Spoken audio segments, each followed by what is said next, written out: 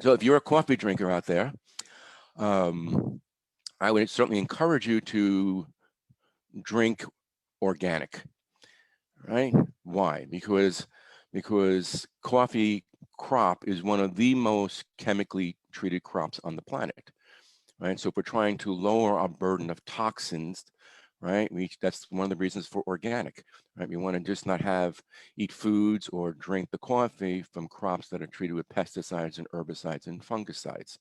Okay.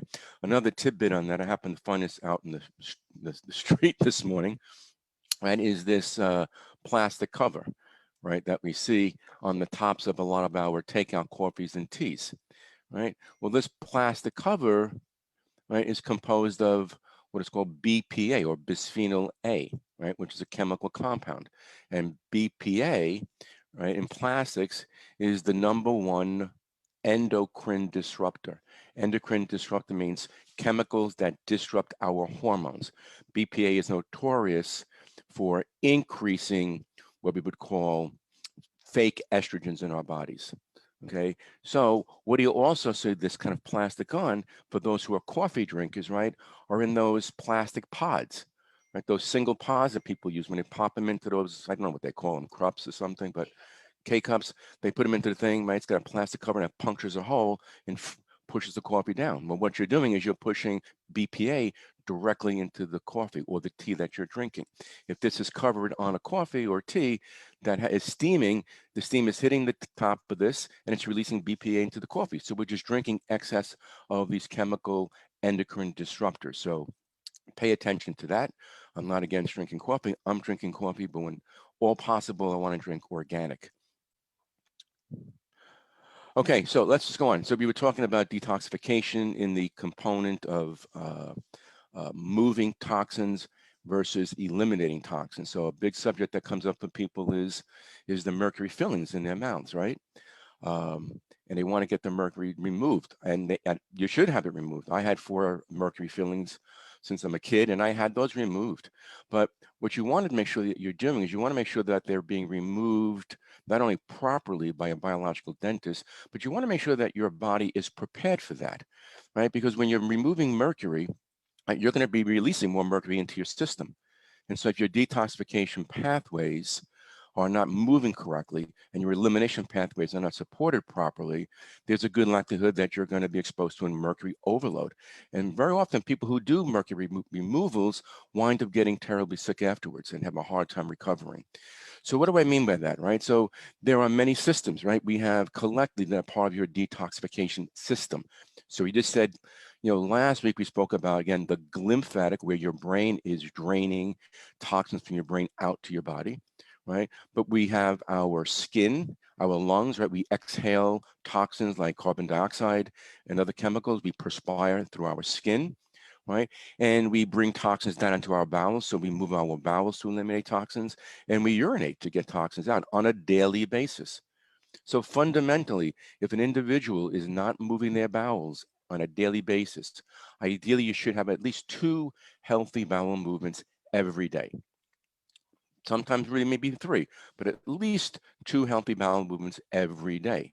So if an individual is moving their bowels every other day, every third day, once a week, or even worse, not good, right? Because your sewage system is being backed up and you're accumulating more and more toxins, okay?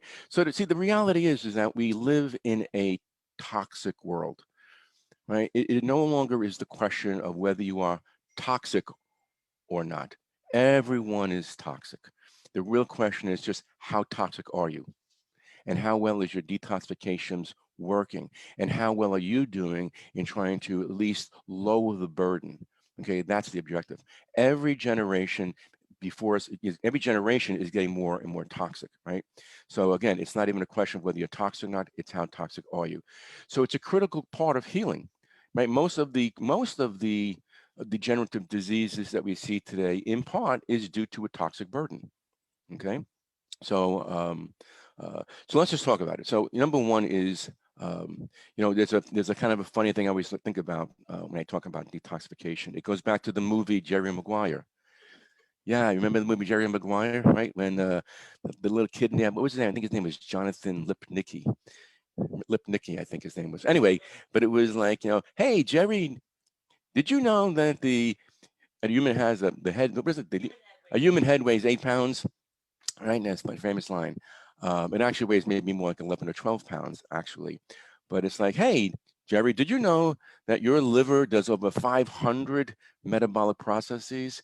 Yeah, your liver kind of sits under the right rib cage here a little bit.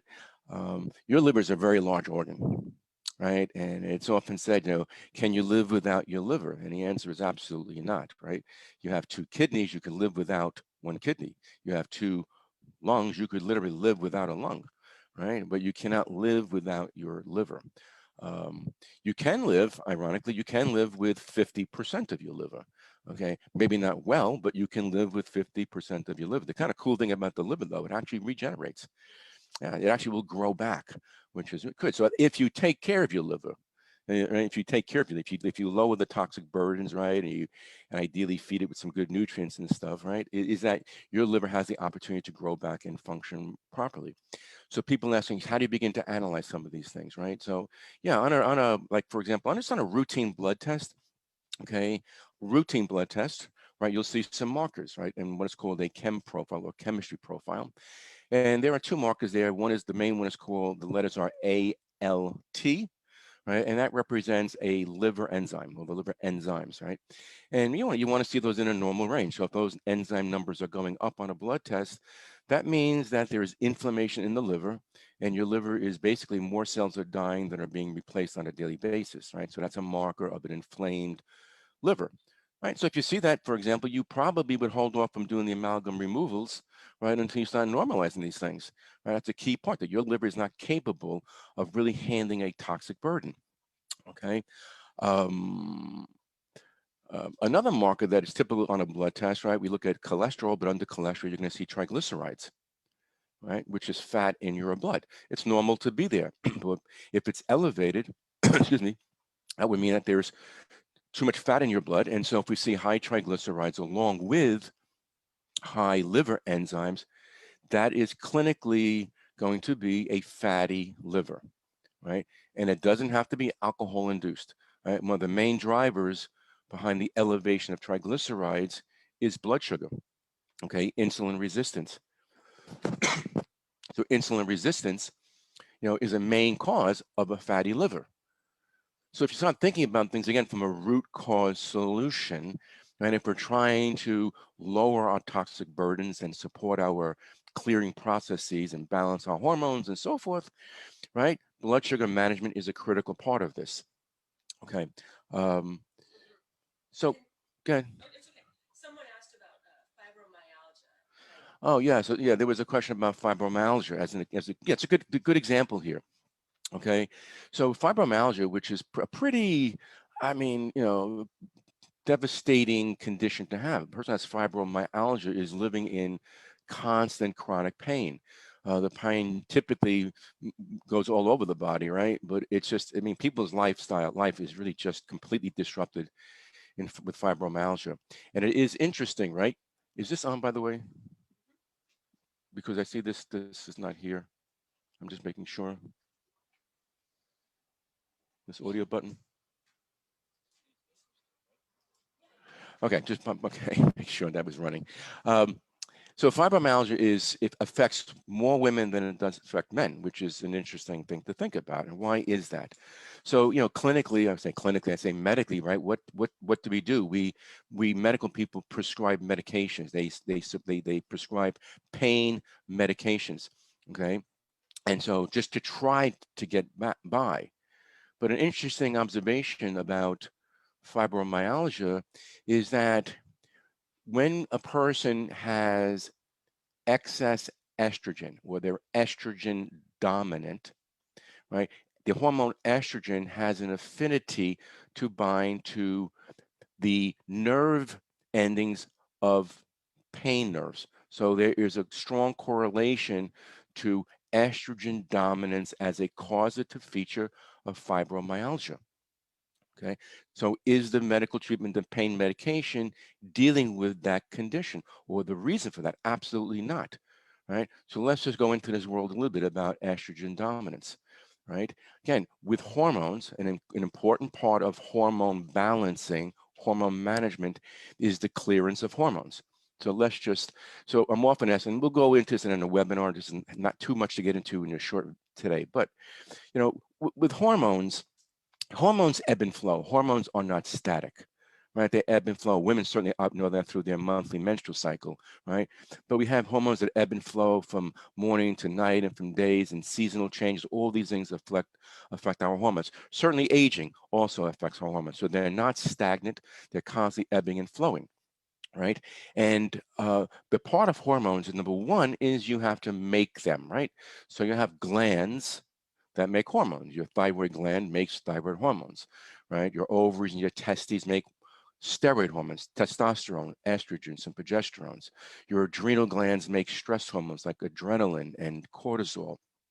Hormones move around your body, right? They are chemical messengers and they have an influence, right? And what they have to do, though, is they have to go inside your cell, right? Their action takes place inside the, say, 35 trillion is the estimate, 35 trillion cells, right? So in order to get inside your cell, a hormone has to bind onto a hormone receptor, like a boat docking, and then it can enter inside your cell, and that hormone has an influence over your genes, right? It gets information that your genes utilize to decide on what types of proteins and actions it should create, okay?